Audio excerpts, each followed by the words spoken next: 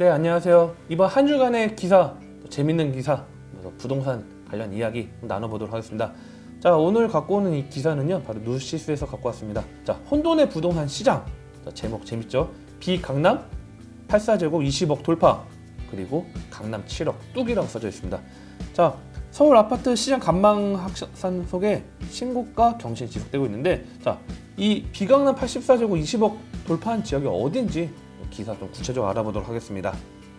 자, 7일입니다. 7일 국토교통부 실거래가 공개 시스템에 따르면요, 이 동작구 흑석동에 위치한 아크로 리버하임 전용 면적 84제곱미터가 지난달 7일 기준으로 20억 원의 매매 거래가 성사됐다, 그런 내용입니다.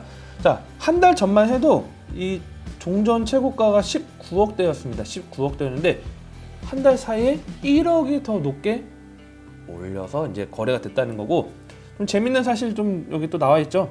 2016년도 당시에 아크로 리버하임 분양가가 7억에서 8억대였습니다. 이 7억, 8억대에 있는 아크로 리버하임이 지금 거의 4년 만에 2배 이상 가격이 상승된 요소가 있고요. 물론 지금 뭐 정부에서는 서울 아파트 고강도 규제를 좀 계속적으로 정책을 나오고 있고 또 규제가 있긴 하지만 계속적으로 신고가 경신 사례가 나온다는 자체가 뭐 실수요자 위주로 시장이 뭐 전환되고 있다, 그런 내용이 있는 것 같습니다.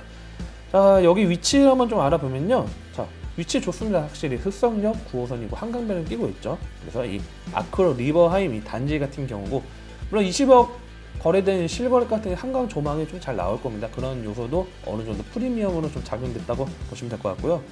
좀 반대로 또 이제 구체적으로 강남 이야기도 같이 좀 다뤘습니다. 강남 같은 경우에도 기존 신고가 대비 수억 원 이상 가격이 좀 내려간 단지들도 있다, 이렇게 나왔습니다. 그래서 이 강남 같은 경우는 좀 가격적인 부분으로 특히 이 대형 평수, 고가 금액의 그런 아파트 단지들이 가격이 좀 떨어진 요소들이 있는데요. 실질적으로 이 5일 기준입니다. 5일 기준 도곡동 타워팰리스 같은 경우에 타워팰리스 2 164제곱 상당히 넓은 집이죠.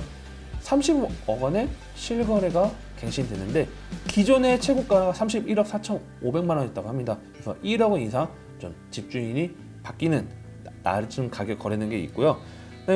지난달 29일 기준으로 아이파크 195제곱 같은 경우도 55억 원의 거래가 됐다고 합니다. 자, 지난해 6월 당시에 최고가는 62억 원에 거래됐는데 7억 원 정도 좀 빠진 금액이 좀 매매가 형성됐기 때문에 뭐 개포 대치도 그렇고 지금 이 서울 아파트 값이 전반적으로 좀 이제 보합 사이로 유지되고 있습니다. 그래서 감정원 같은 경우에도 20년 9월 4일 주간 아파트 가격 동향을 보면요, 28일 기준으로 이제 서울 아파트 매매 가격 상승률은 지난주와 같이 0.01% 유지됐습니다. 그래서 지금 6주 연속 0.01% 미비하게 상승하고 나왔다, 이렇게 말씀드리는데요.